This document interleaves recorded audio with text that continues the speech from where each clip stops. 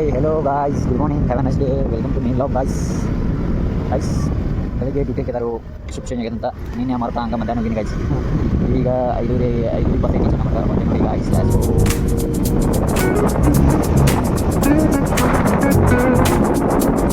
Good morning.